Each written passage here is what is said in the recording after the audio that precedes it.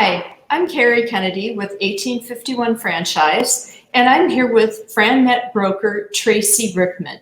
Tracy, what makes you successful as a franchise broker? I really think because I've been there. I've been in a career that I thought I loved, the career I wanted to do for 20 years, and then realized one day I wasn't happy anymore. And I made the decision to quit my job and start a business, and really didn't think franchising was something I was interested in, and then found myself, in a business that I was really excited about, which was being a franchise consultant. Great.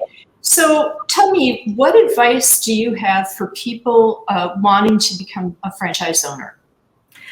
Really stay away from the old adage, do what you love to do and you'll never work a day in your life, and really focus on lifestyle and transferable skill sets.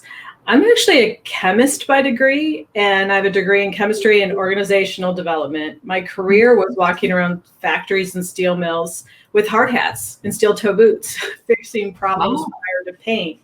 So it really comes down to understanding and focusing on those transferable skill sets that you have and the things you really enjoy doing. I love consultative sales, asking questions and trying to figure out what the problem is. And that's what we do with clients, is really walk them through that and then match them accordingly to a franchise that helps them to get to where they want to be in the future, lifestyle goals.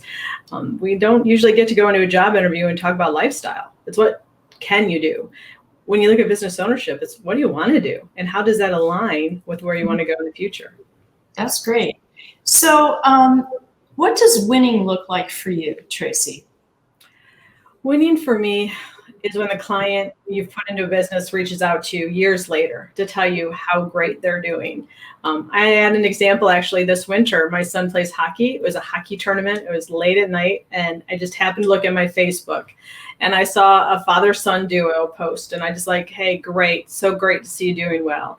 And the dad started, messaging me on the back end, like almost immediately, about how happy they were, how they built a business worth $10 million, never imagined that they would do it in the little franchise that they did, and how happy they were.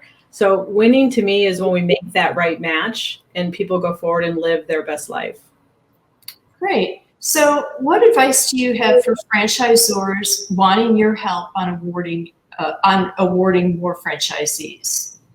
I would say focus on us is helping us to really understand the role of the owner and what the best fit looks like. I think sometimes franchisors are so focused on selling, they try to sell to us, and we're not buying their franchise, but we really want to understand what the perfect match looks like for them so that we can match them accordingly.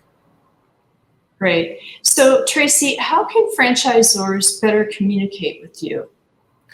I think really seeing us as a team, as an extension of their process. And, at FranNet, we call it frick and frack. Let's just keep talking every step through the process. What's the client missing? What do they need to hear? Us talking to our client, we're going to hear different things, but making sure that we all connect through the way. So at the end of the process, the client can make a decision, based on facts and education of this is the opportunity for them or not. Great. Tracy, thank you so much for your time. It was great talking to you. Thanks, Carrie. I appreciate it. Bye-bye. Bye.